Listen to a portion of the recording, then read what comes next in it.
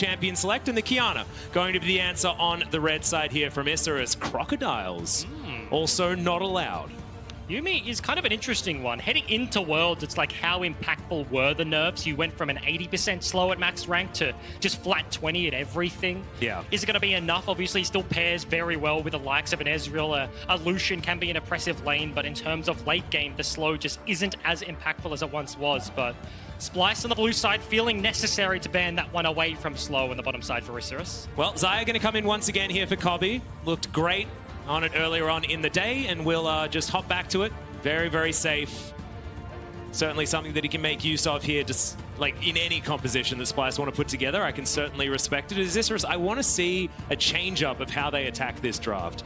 Rumble, very strong at the moment, has been left open here in this particular pick ban. So is GP. Yeah, and he's going to be locked in. Bugak's going to grab that one for himself. We've already yes, seen Wukong, of course. Yeah, the classic.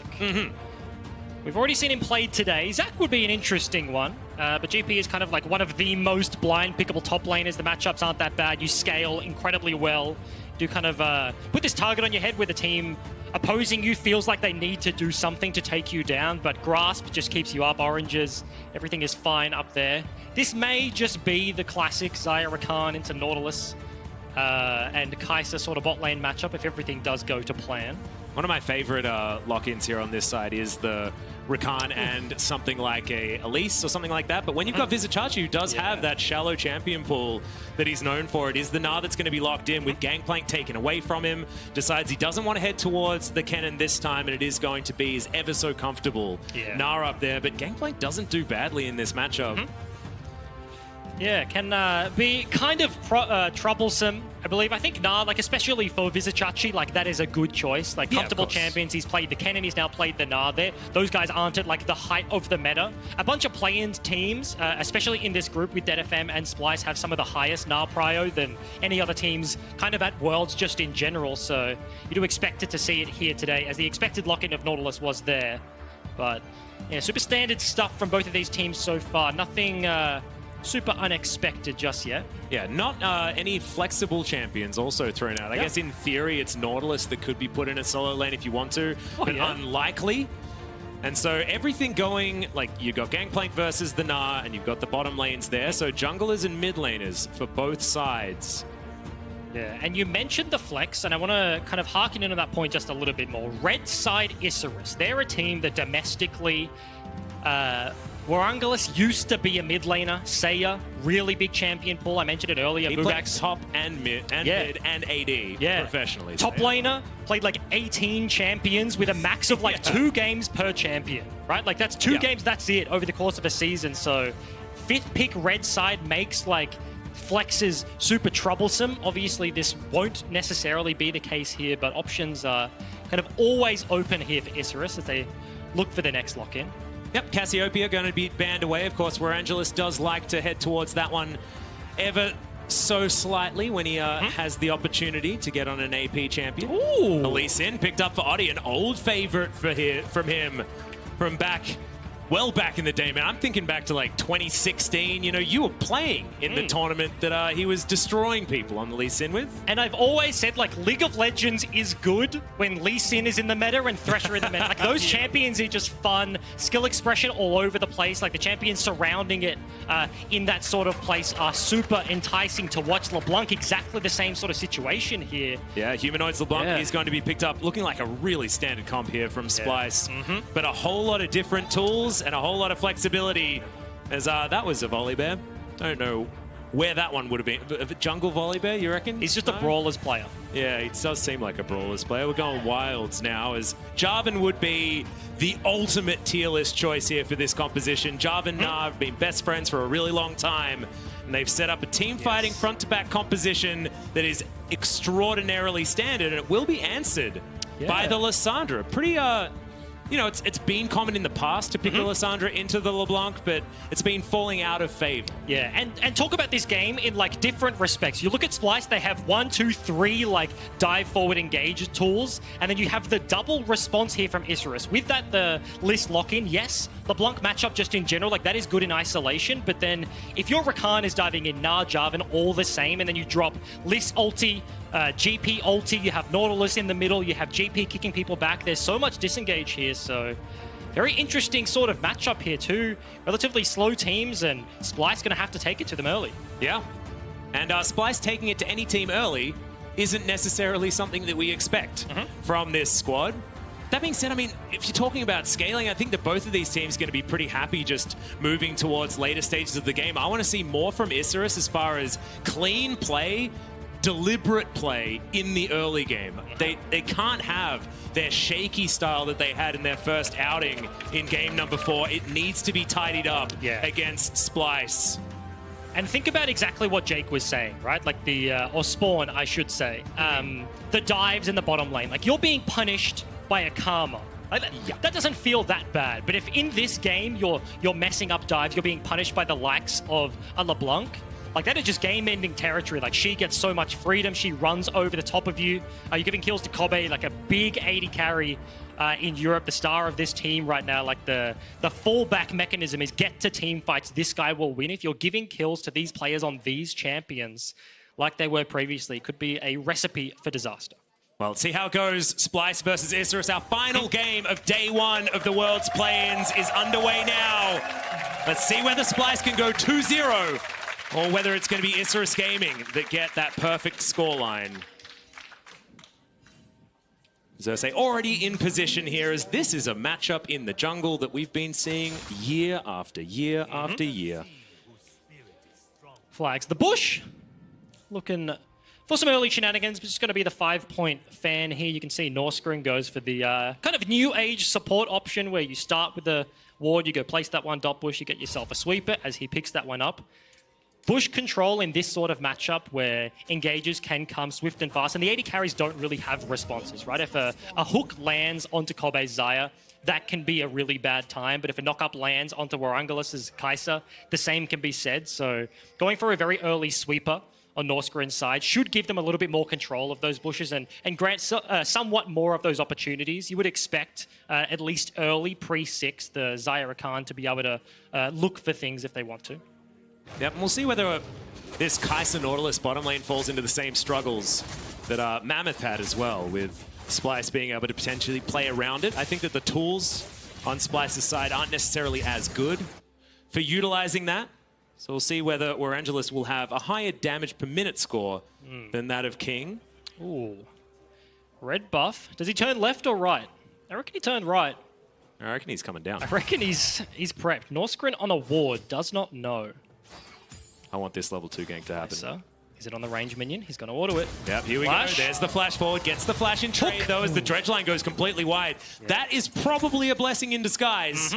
Don't know whether he wanted to go in on that one, despite having the Aftershock available. Ooh, you can see the stutter step there from Xerxes, though. He walked up, saw the blue was missing, and was like, okay, it's already gone. Realized on the minimap it was actually being taken, but... Okay, Oddie's not going to opt in for the map split. That's very often what you see with an early gank. The other jungler just like opts in for the trade, completely split the map, but that is certainly not going to be the case. But that did take a fairly long time, right? Like in terms of level 2 ganks, normally it's red buff, walk bot immediately, let's just flash, let's go, because I don't have time to waste on my first clear. That's not necessarily the case, and I don't think Xerxes is going to be super punished in this matchup, but certainly something to note. Yep, and we had a look down towards the bottom side of the map. We're feeling like that matchup relatively even. They're probably just going to farm things out. If we have a look to the solos, though, I feel like Isurus Gaming have probably got pretty decent time on their hands, right? Lissandra was picked into the LeBlanc, has always theoretically been a decent matchup with the Ring of Frost, interaction with the Distortion if ever it's used. Oh. But here we've got a fight starting here on the bottom side. Oddie gets in with the safeguard. Grand Entrance gets Norskrin out. But the flash forward misses the Q. And now Oddie has to limp away.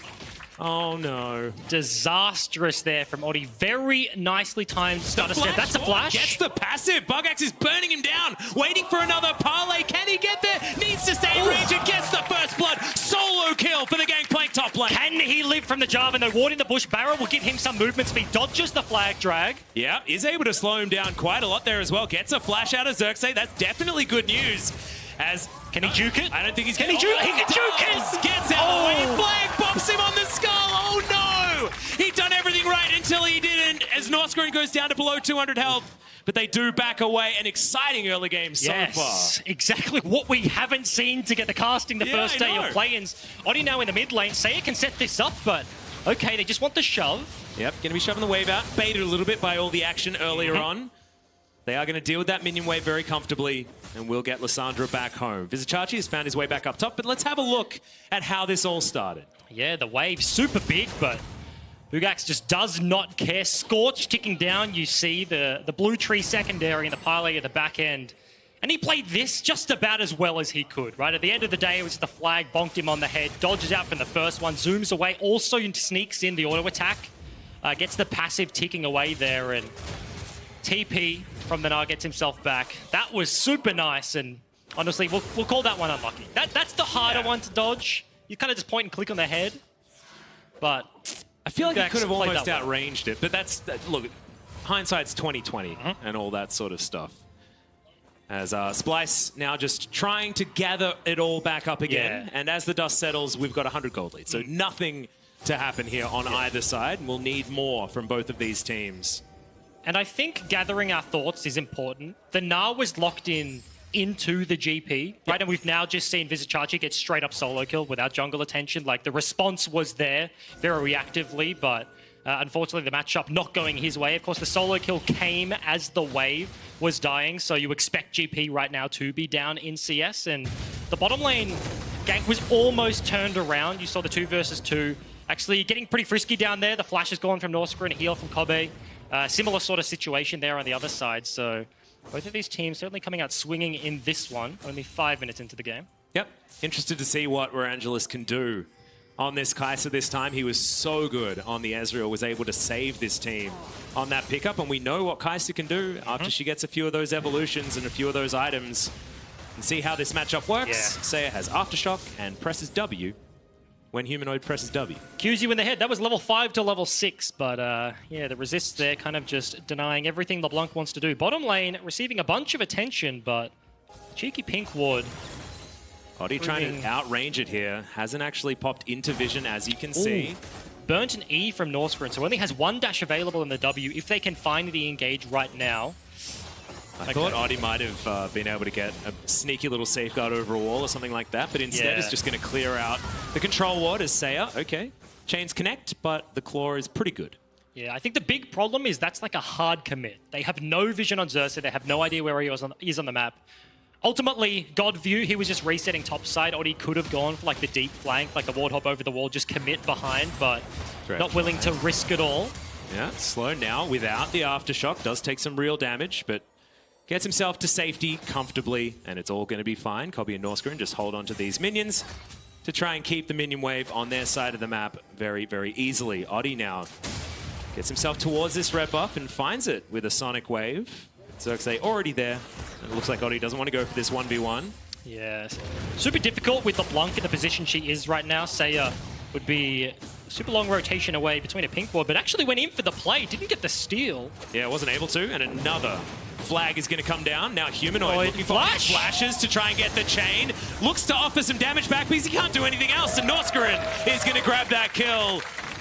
And that is exactly it. Saya underneath his turret, 0 mana, no contest, and Humanoid commits to the play, now opening up the opportunity to get themselves an Ocean Drag. And we've had How many of these damn Ocean Drakes do we need? This is the 7th one we've had so far in the last 3 games, and Splice, they're just going to claim it. That's the maximum amount of Ocean Drakes we could possibly have at this point in the game. That is true. That's insane. Okay, so next one is going to be an Infernal Drake, and maybe that is a sign of the tides turning. Potentially, fingers crossed. I will say, as we kind of cheekily take a look into the top side, this Chachi's clawing his way back into this one. You expect, after what happened in the early phases, the matchup to not be sitting in this position, but... Yeah, Wallop comes in, and Bugak's going to eat some oranges a little bit too late. CS lead there. Gold lead, of course. Got to be there for the GP. Got the doubloons. Doesn't have the klepto. Got himself the grass for the matchup. But now Oddie looking to shepherd his top lane through this one. Gank opportunity now. Mini Nah. No rage to be seen. So VOD not tanky at all. And control ward is there in that brush, which is exactly why Oddie didn't feel like he was able to get in there.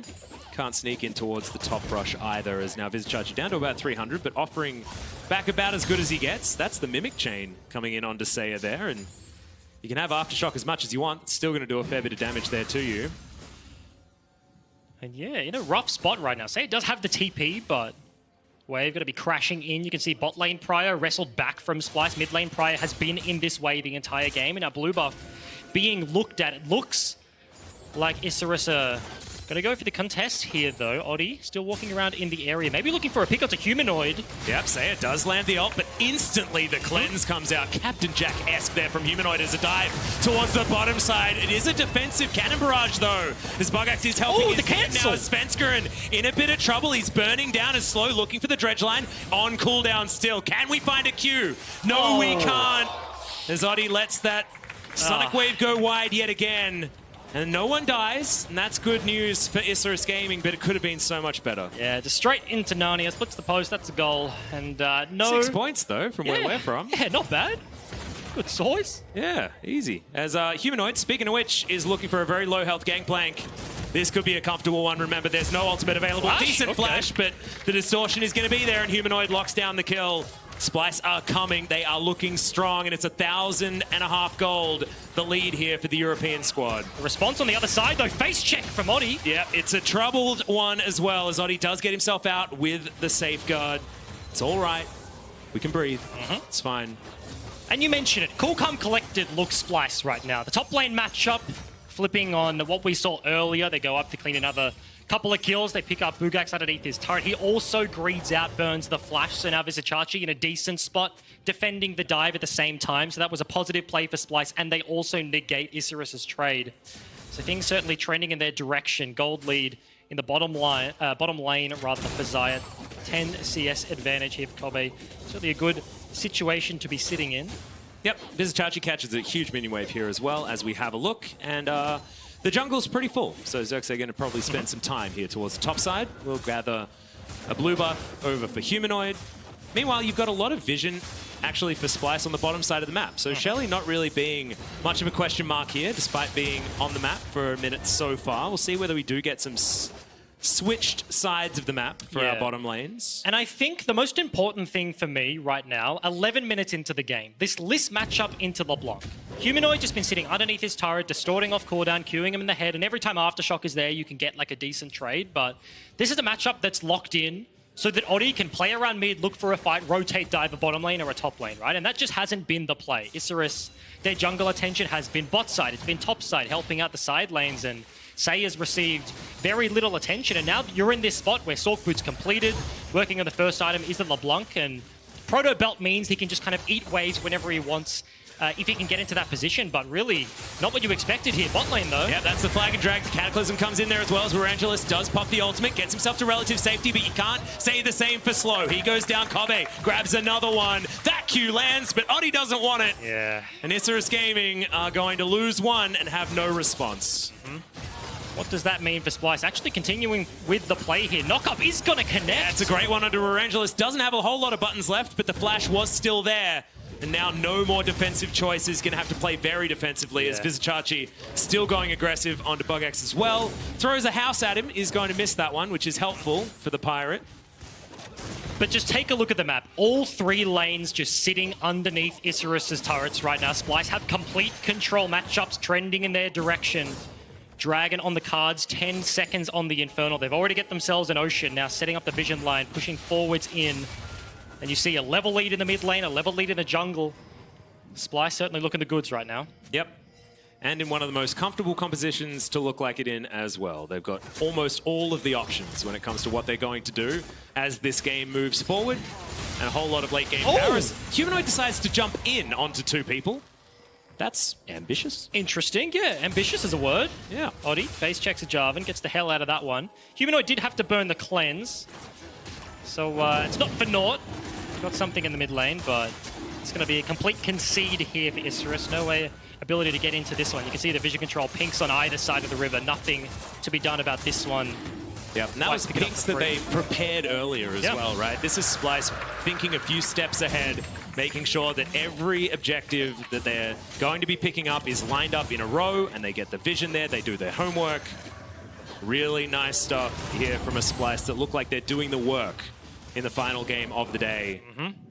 Isurus Gaming, it's not a game where you can sort of pander around in the early game, make a few errors, and then come out on top because you team fight better, right? Which is what they did against Detonation Focus Me. It's not the same when it's Splice.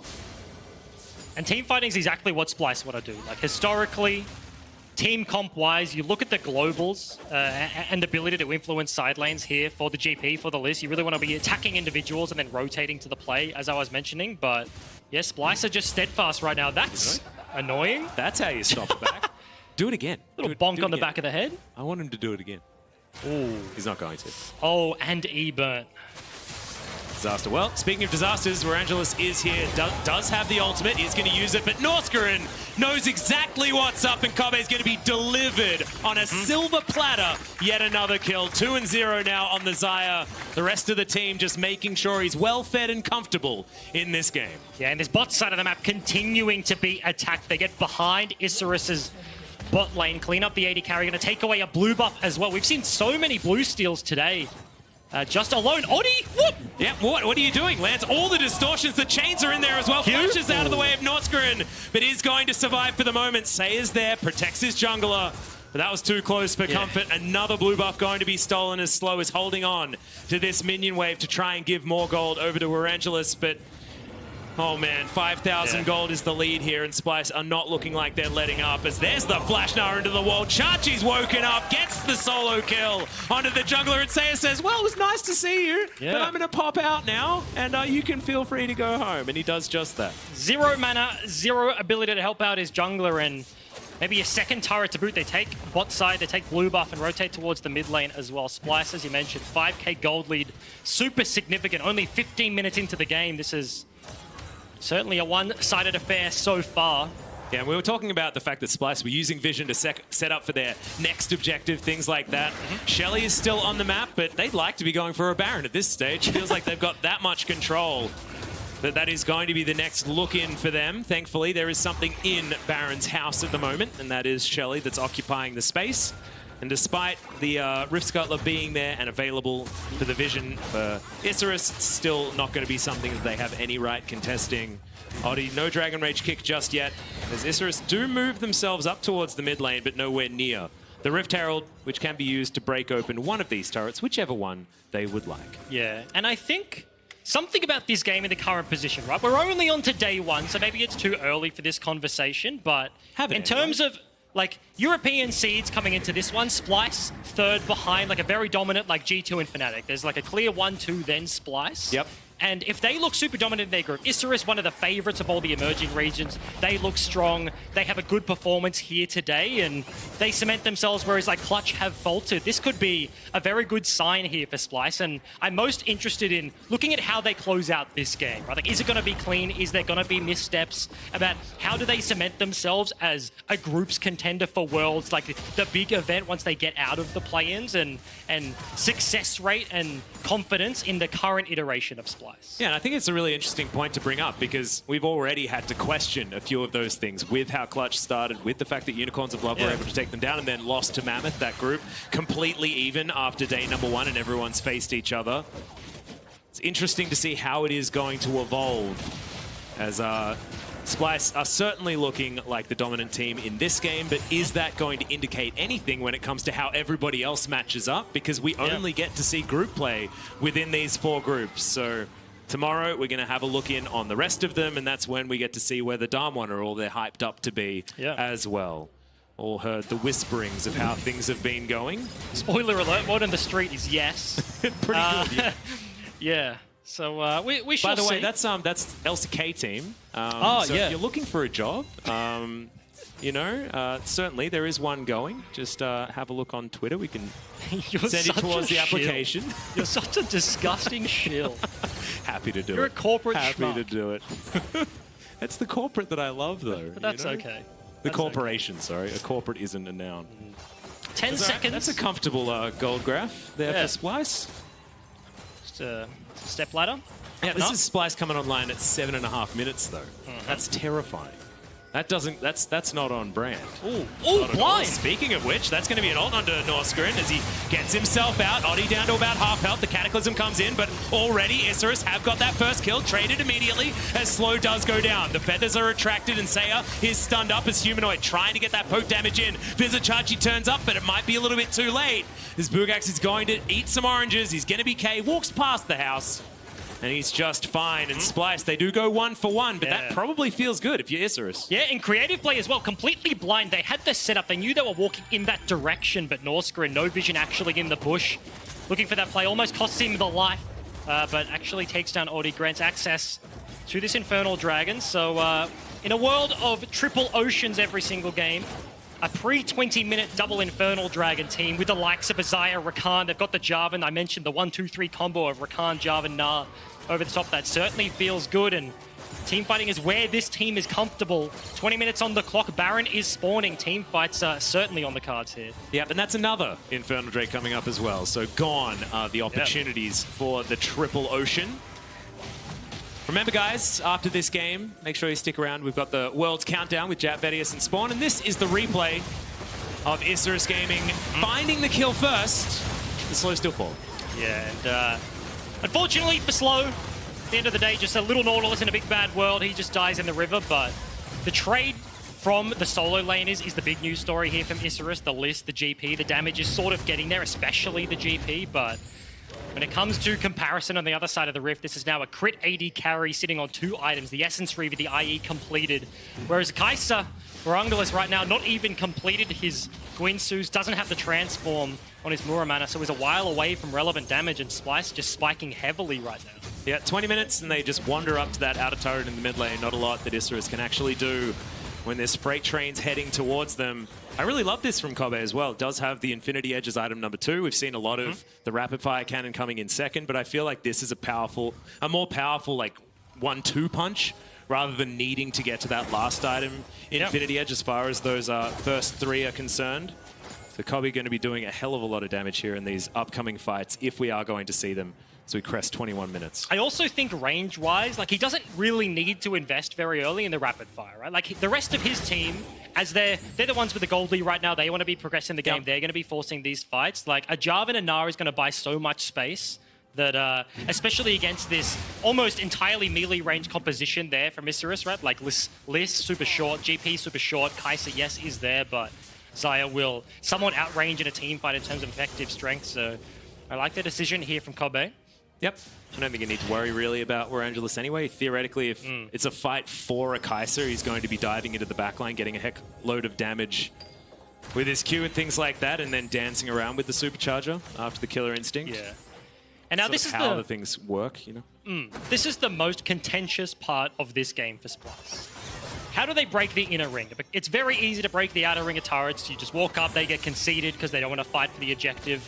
But do they want to force a Baron, force a team fight? They have the tanky stats. A lot of compositions in the current meta, it's like, okay, yes, we will kill a Baron very quickly, but also if they'll just kill us if we're tanking a Baron because we have no HP bar. So they have a Jarvan and Gnar to do that with, but they also have options in the side lane, and that's looking like the play for them right now. Humanoid just gets thrown bot, Vizichachi gets thrown top side. Now they're probably going to flip that up and do the opposite side of the map, but still same functionality, and just play the map, play either sides of the rift, the slower, safer play, and not risk a super big fight around the Baron. Yep, and if they can get those minion waves into the positions that they want, then they can comfortably move towards a Baron play if they would like to. Fair bit of damage going to be available. The Zeal now completed for Kobe, moving ever so slowly towards that 3rd item completion, where it feels like Splice will be able to just take whichever fight they feel like. 5,000 gold the lead. And Randuin's Omen now done for Vizichachi as well. And I like this build. I feel like it's halfway between that full tank Gnar that we saw in the previous game and a more damage-oriented Gnar. So we're going to be offering that extra damage augmentation to Kobe. This is like 3 shapeshifters Gnar, and that was like 6 shapeshifters Gnar. Too much HP. Yeah, that's true. There's 6 shapeshifters Gnar, like without a sorcerer buff or anything giving anyone else damage. You know, that was our more recent one. As this one's got some, you know, some other stuff. It's good news. Humanoid just split pushing, like you say, up towards the top side. Up there because he's the one with the cleanse. As Kobe does have to use the Feather Storm, but everyone hit. There's the kick flash, and they move back forward. They've nailed down the 80 carry, but can they still win the fight? Where Angelus ults out at the nick of time to keep himself alive. He was burning down, but he's going to be safe for the moment, and Saya claws his way towards this blue buff pit. Isurus Gaming still feeling like they're on the back foot, but they're the ones with the pick. Yeah, very nice pick set up from them. Humanoid was just incredibly far away, and he still is. He's actually knocking on the door of the inhib if he sticks around after that wave, but they saw him top. They saw an opportunity. They get all of the summoners out of the entire bottom lane from Splice. Ulti, the Featherstorm was not enough to keep him alive, and yes, they burnt some buttons of their own, not flash, leave flash, so opportunities cost there, but necessary pick to take down the Xayah, because looking at the 80 carry comparison, we're still not at the transform mark, right? We're waiting on the Nashes for the Kai'Sa, but 50 CS deficit is Warungalus right now after a super strong performance in game number 1 is struggling here versus Kobe. Certainly is, and they had a brief moment where Kobe was making their way back towards this Infernal Drake, but that moment has passed. Isurus are here, but I just don't think that they are going to have any chance to try and contest this. Already Xerxes has started it up. Isurus do have to concede a third Infernal Drake. This composition with 3 Infernals, this is real rough. It's not often you see the concede for the third Infernal. Yeah. It's like, oh, they've got 2, I can't give them another one, and we'll just risk the game. Let's 5v5, like, let's go. Like, you know what I mean? Like, we have to do it, but... I mean, the chances of you losing at this stage, you know, with 3 Infernals is real low, and Bugax, he knows that it's going to be really tough. Put in the Cataclysm, Vizichachi, he just wants to get some autos in. Look at that big nut trying to get the work done. He just wanders away. And in the meantime, Kobe's down again. We found a dredge line. How did Bugax survive? That was ridiculous. Humanoid is going to be dead as well, and this might be the throw. 3 members walk into bottom lane, and he just runs away. What? Hits the W, hits the flash, hits the NOS, and just runs back to his base. And 2 picks on the other side. Is this a Baron opportunity? TP is coming from Vizichachi just to get some vision control down here. They have the relic of the pink ward, but Isurus out of nowhere find 2 picks, and they're just going to start this one up. Yep, Xerxes is alive, so he can get there to try and contest. Saya's going to come in with full health, full mana. On this Lissandra, he can ult Xerxes to stop him from getting his smite in range. Chachi. Isurus Gaming, they're committing to the Baron by the looks. Wallop is going to go wide, throwing houses into this pit as the quickness bunches them all up. A huge knock-up. It's a bouncing castle in the Baron pit, but Rangelus is off the back. He's off to the side. He's untouched, but now he's not in range to do damage. Bugax, are you going to be okay? And he is. No one's going to get the Baron today, but Splice save their mishap from earlier. 3 versus 5, and they're able to claim the Baron pick back for themselves. Resets come through. Death time is gone, so map just resets across the play. Super close there. Baron goes over to Isurus. Like, this game is on a completely flipped head, but not going to be the case. Nah was really like the big point of contention here. Like, does he have flash? Can he get a double bounce onto the back line like the 99 Rage double flip? 5-man combo. Actually waits for the support staff here. Northspring comes in, gets the charm over multiple members, and yeah, you mentioned it. Kai'Sa over the wall just meant no damage, and okay. Yep, Saya going to ult himself to keep himself alive, but the Baron not going to be able to do that. It's just going to go down, and it's well shielded by Humanoid and Norska in there as well. So things back on track. Yeah. Now for Splice, feels like they had their clutch moment after that Baron steal in game number 5. It was not being able to lock down the kill on Bugax earlier towards the bottom side, and now it's all about moving towards victory here for the European 3rd seed. Should be pretty comfy as well. After a reset, they go back. They've got some really cool items. Kobe's done with the first 3. The rest of them often feel a little bit like you don't really need them. And we've got a really sweet hat on Humanoid. You got a really sweet hat, a really cool gun. Yeah. You got a really cool chest of armor in the hands of Jarvan. Where's the gun? Who's got? Oh yeah, the gun. The rapid fire. Yeah, Kobe's gun. Yeah. But like, look at the wizard. Humanoid is an actual wizard right now. He's even got an orb. You know, those orbs that wizard has sometimes, and you don't really know what they do, but they look cool. Take this scroll and stick it. Yeah, something like that. And a cane, of course. You know, just a standard wizard situation as Isurus Now trying to work out where they're going to defend. Bottom lane inner turret, not going to be an option. Inner turret mid lane, also not an option. Yeah. And the problem for Isurus in his current situation is wave clear is hard to come by, right? Like the champion, super short range, GP will probably fare the best, but against triple Infernal, a single mistake is punishable immediately. And they kind of gave the Baron idea to Splyce, right? They'd spent the entire game playing the side lanes 1-3-1, not committing to anything. And as soon as Isurus go there, they kind of speed up the play, hit the accelerator, and Splyce now with Baron looking to break the base already. Isurus look like they just don't have any idea of what to do, let alone going for anything. The inhibitor is going to fall without any response from the Latin American team. Lugax down towards the bottom side, wants to get barrels in position for wave clear, but he can't even do that as Vizicachi moving towards, once again, another inhibitor turret. Morangelis looking for some farm here, but it's not going to do it. I mean, stop farming. You need to stop your Nexus from just being passively destroyed by this European squad. Yeah, 2 inhibs gone. Absolutely no contest, and Humanoid is just so annoying on this LeBlanc right now, right? Like sieging the bottom side, just queuing the backline, opening up space to just right-click the turret, and this has to be the defense. 2 inhibs down, 3 is unassailable, indefensible underneath the Nexus against the Baron buff. So Oddie lands a Q. Is he going to go for it? Yeah, Humanoid actually just bouncing over the wall there. Meant enough space was bought in order to lock down that turret. And now they're just going to brute force. Humanoid once again is in. That's the QR combo on Desaya down to half health. Cannon Barrage is in now as well, but it's not quite enough. Great knock up. That's going to grab Slow for the first kill. Immediately Saya follows up as Vizicachi gets a huge wallop under too. Werangulis, you can't killer instinct your way out of this one. He goes golden to see the rip for a little while longer without the black and white, but it is going to have to come through. The Nexus turrets are next, and Splyce will be 2-0 here at the World's Play-Ins. And questions were there, but such a dominant performance against both of their opponents. DeadFM and Isurus fall to the wayside here. And in very commanding fashion. Absolutely nothing in terms of opportunities given away there, but yeah, Splyce coming out today. 2-0 start is exactly where you want to be as the European representatives in Group B, and that's a fantastic start to Worlds. Yep, really nicely done. Much cleaner as well. I feel like, you know, Splyce are a team that can cleanly play the macro game, but we didn't see it as much in their last one. I mean, DeadFM had their weird mishap when it came to the draft, things like that, but even then there were some weird opportunities that they managed to find stuff. This game was, there was one moment when a gangplank survived, and that's the closest thing to a mistake that we have. Otherwise, very clean play here from Splyce, showing us the power of Europe, the only team on day number 1 to go 2-0.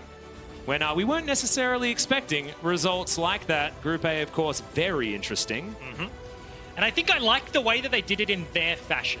Like super team fight League of Legends, eventually when it came down to it, like that was a slow game, hit Baron, just end the Nexus on that one singular push. They went the entire ring of the base, bot all the way to top side, just breaking everything, and uncomfortable champions, right? Like the GP Na matchup, contentious. Vizicachi, yes, he got solo kill, but the bounce back, huge performance. The one member with the big play to kind of defend against the Baron buff. I really like the way that they played with around like the Na and Ricard multiple times over the course of this game. Norscarin, I think,